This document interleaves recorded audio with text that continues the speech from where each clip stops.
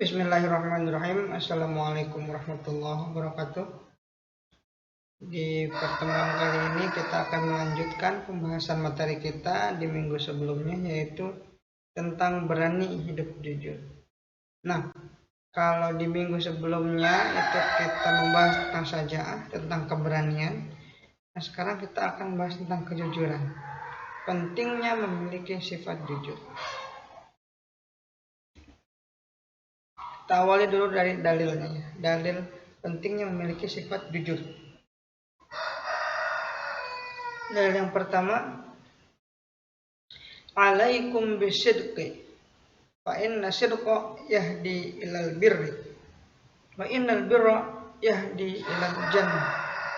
Hendaklah kalian senantiasa berlaku jujur, karena sesungguhnya kejujuran akan mengantarkan pada kebaikan, dan sesungguhnya kebaikan akan mengantarkan pada surga. Jadi jujur, dengan bersifat jujur kita akan senantiasa terbimbing untuk terus melakukan hal yang baik dan akan membawa kita ke surga. Sebaliknya, kalau kita banyak berbohong, kebohongan itu akan membawa kita ke neraka. Karena ada mahfuzatnya seperti ini, ra'suz dzunubi kadziba. Pangkal dari segala dosa adalah kebohongan. Jadi karena sekali kita berbohong, kita akan terus menutupinya dengan kebohongan selanjutnya. Karena itulah kebohongan disebut dengan pangkal dari segala dosa.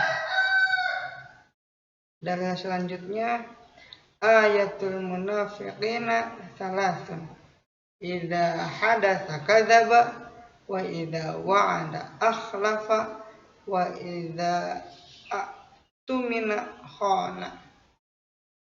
Tanda orang munafik ada 3. Apabila berkata ia berbohong, apabila berjanji ia mengingkari, dan bila dipercaya mengkhianati.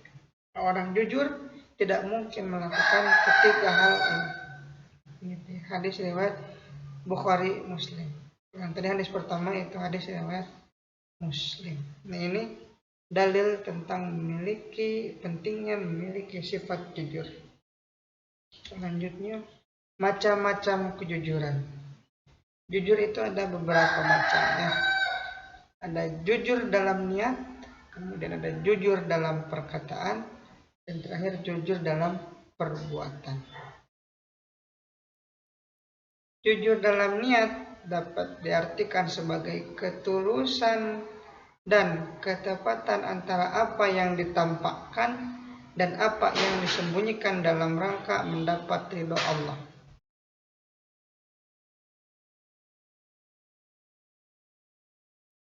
Orang yang jujur dalam niatnya itu pasti akan selalu sesuai antara apa yang dia kerjakan dan apa yang dia niatkan di dalam hatinya.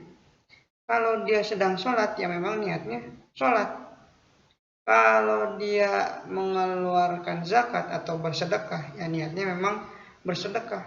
Bukan ketika sholat niatnya untuk agar dipandang suka beribadah, atau ketika dia melakukan sedekah itu niatnya untuk biar disebut sebagai dermawan, biar untuk membuat orang lain terkesan. Nah, orang yang jujur dalam niatnya akan selalu sama, ya, baik yang tampak dan yang tidak tampak. Yang tampaknya itu pekerjaannya, yang tidak tampak itu niatnya. Akan selalu selaras, akan selalu sama. Kemudian selanjutnya, tadi jujur dalam niat, sekarang jujur dalam perkataan, yaitu menyampaikan informasi atau berita tanpa adanya penambahan atau pengurangan dari yang sebenarnya. Ini sulit, ya, karena seringkali kita ketika sedang dalam percakapan, ya, agar percakapan itu lebih menarik, agar bisa membuat orang lain terkesan, seringkali kita suka menambahkan sesuatu biar percakapannya itu bisa lebih asik. Ya, kalau misalkan ada kejadian tabrakan motor, nah banyak tuh yang sering ditambah-tambahkan, atau kita menambahkan informasi yang belum tentu kebenarannya, ya, atau mengurangi kejadian yang sebenarnya. Ya, kalau kejadian yang sedang diceritakan itu tentang diri kita, dan apabila kita menyampaikan semuanya itu akan merugikan kita atau akan membuat kita malu, biasanya kita suka mengurangi ceritanya, mengurangi informasinya. Nah, itu juga tidak boleh. Jadi kalau kita mau jujur dalam perkataan, itu harus jujur semuanya, harus disampaikan semuanya, harus apa adanya, ya. Seperti itu. Nah, seringkali kita berbohong itu untuk membuat orang lain terkesan. Nah, itu harus dihindari. Sebisa mungkin dibiasakan agar jangan melakukan hal yang demikian. Kalau kita tidak bisa melakukan hal yang demikian, lebih baik kita diam saja. Gitu ya. Selanjutnya, jujur dalam perbuatan. Artinya melakukan suatu pekerjaan sesuai dengan yang diridhoi Allah dan melaksanakannya secara terus-menerus dan ikhlas. Jadi salah satu ciri jujur dalam perbuatan adalah ridha Allah. Ya. Jadi dia selalu melakukan pekerjaan apapun itu hanya untuk mengejar ridha Allah. Jika dikasih jabatan, maka jabatannya itu akan dikerjakan sebaik mungkin. Jika diberikan amanat, amanatnya itu akan dijalankan sebaik mungkin. Nah, ketika jadi bendahara, dia akan memegang uangnya secara jujur, menulis laporan keuangan secara jujur. Karena apa? Karena dia hanya mengejar ridha Allah. Dan salah satu ciri selanjutnya adalah dilakukan secara terus-menerus dan ikhlas. Nah, itu adalah jujur dalam perbuatan.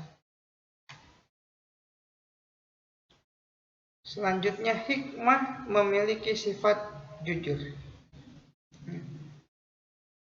Jujur merupakan jalan menuju surga, karena orang yang jujur pasti terhindar dari perbuatan dosa.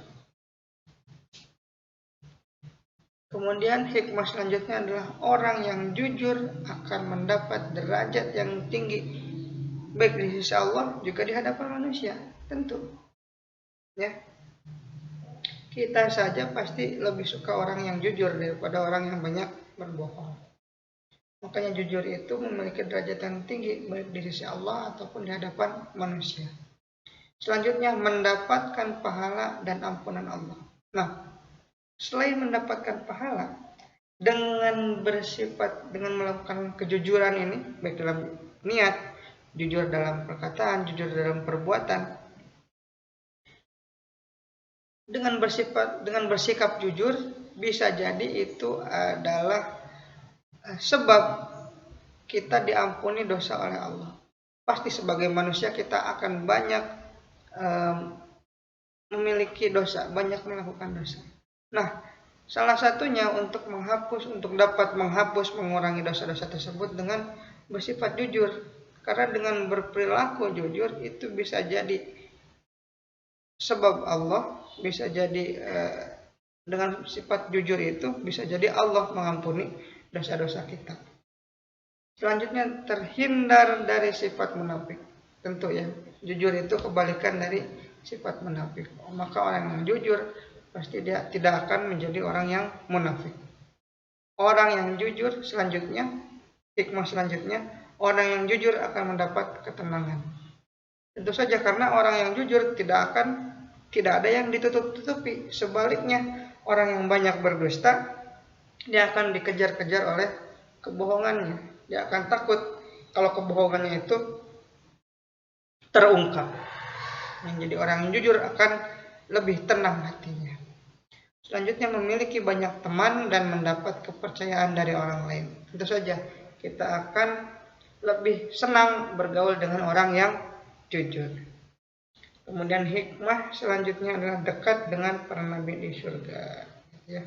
Nanti ketika berada di surga, orang-orang yang jujur akan senantiasa dekat dengan para nabi.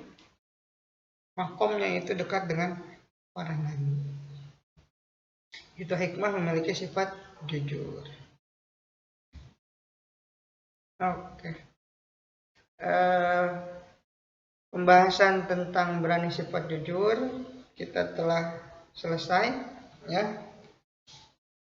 Selanjutnya seperti biasa ada tugas. Tugasnya yaitu ada dua poin. Pertama, kerjakan tugas mandiri di LKS halaman 13. Ya, silahkan dikerjakan tugasnya. Kemudian yang kedua, carilah quote gitu ya, quote kata-kata bijak tentang kejujuran. Nah, tugasnya ini kalian tulis di kolom komentar Google Classroom. Nanti Bapak periksa. Alhamdulillahirrahmanirrahim. Materi bab kedua kali ini telah selesai. Insya Allah waktu yang kalian sisihkan, kuota yang kalian pakai akan menjadi amal ibadah kita ya di akhirat. Terima kasih. Allahul muwaffiq ila aqwamit thoriq. Wassalamualaikum warahmatullahi wabarakatuh.